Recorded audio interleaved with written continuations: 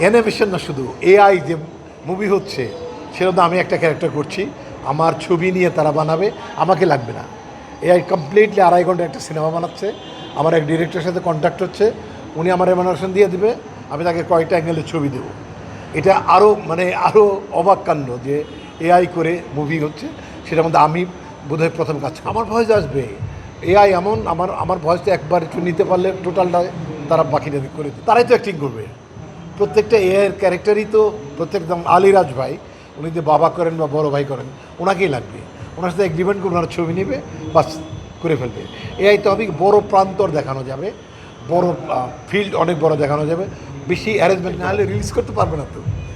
আমি পুরো ছবিতেই থাকবো, আমি মেন ক্যারেক্টার। বাংলাদেশ পুলিশ তো সবসময় কাজ করছে, আর এখন প্রাইসই যেটা জাল বের হয় বা মুভি যখন বেরিয়ে আসে ইউটিউবে, এটা সাথে সাথে লক করে দেওয়া যেত, এটা সময় লাগে না, এটার সাথে সাথে আগে যেটা ছিল অনেক ঝামেলা ছিল, মানে আগে যে বিষয়টা বন্ধ করা যেত না, ছবির ক্ষতি হতো।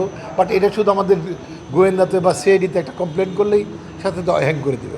আমার কাছে তা মনে হয় না, কারণ যখন ডিরেকশন এই আসলে যে কথাটা আপনি বললেন, আপনার কোশ্চেনটা ঠিক, যে আগের মুভিটা অনেক ভালো ছিল, সেটা পরে মুভিটা ওইভাবে আনতে পারে নাই, দর্শকপ্রিয়তা পায়নি।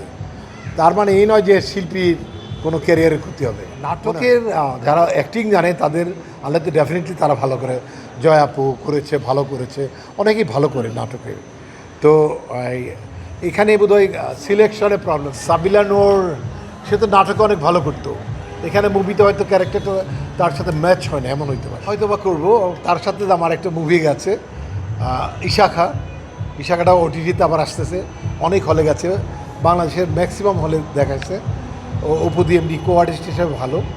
আবার যদি ওইরকম গল্প আসে ওনার করার মতো, তাহলে আমি আশা করছি, কারণ ওটা আমাদের গল্প, আমাদের গৌরব। ইশাখা আমাদের দেশের মানুষ, আমাদের সৈন্য, তাকে নিয়ে মুভি করা আমাদের উচিত। এরকম ওনার আরও পার্ট আছে, অনেক গল্প আছে, এটা ছেলে করা যাবে, ইনশাল্লাহ করবো।